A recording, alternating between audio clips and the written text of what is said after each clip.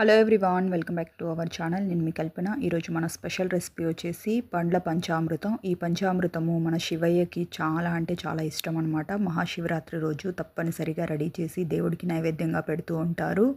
ఈ పంచామృతాన్ని మీరు శివరాత్రి రోజనే కాకుండా ఈ సమ్మర్లో రెగ్యులర్గా రెడీ చేసుకొని 1 అవర్ పాటు ఫ్రిడ్జ్లో పెట్టుకొని సర్వ్ చేసుకున్నారంటే అన్ని పోషకాలు అందుతాయి. చాలా అంటే చాలా టేస్టీగా ఉంటుంది. డెజర్ట్ కింద కానీ దీన్ని సర్వ్ చేసుకోవచ్చు.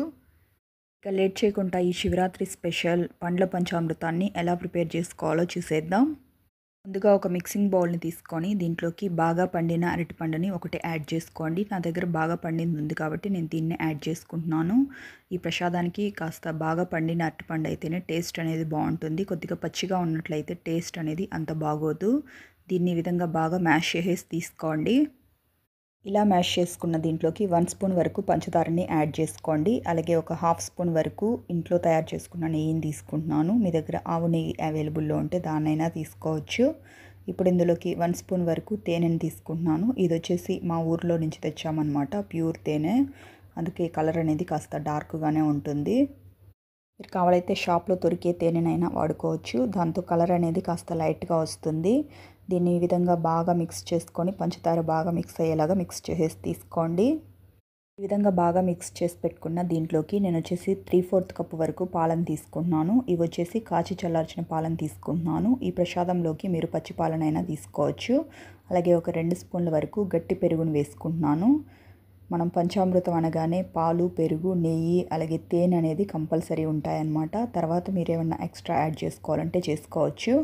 ఓన్లీ బేసిక్ పంచామృతం అయితే ఈ విధంగా రెడీ అయిపోయింది. మీరు కావాలైతే ఇంకా ఫ్రూట్స్, నట్స్ అవన్నీ యాడ్ చేసుకోవచ్చు.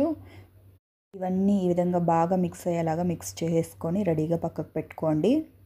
పంచామృతంలోకి యాడ్ చేసుకోవడానికి నేను ఇక్కడ వచ్చేసి కొన్ని బాదం ముక్కలు, చెర్రీస్, 2 రకాల కిస్మిస్లు, అలాగే కాజు, ఇంకా దానిమ్మ గింజలు, అలాగే యాపిల్ని తీసుకున్నాను. మీరు ఇంకా కావాలంటే బ్లాక్ గ్రేప్స్, మామూలు రెగ్యులర్గా వాడే గ్రేప్స్ ఉంటాయి కదా, వాటిని వాడుకోవచ్చు. స్ట్రాబెర్రీస్ వేసుకోవచ్చు. మీ ఇష్టం అనమాట. మీకు ఏ ఫ్రూట్స్ ఇష్టం అనుకుంటే వాటిని వేసుకోవచ్చు. లేదంటే ఏవేవి అవైలబుల్లో ఉంటే వాటిని తీసుకోవచ్చు.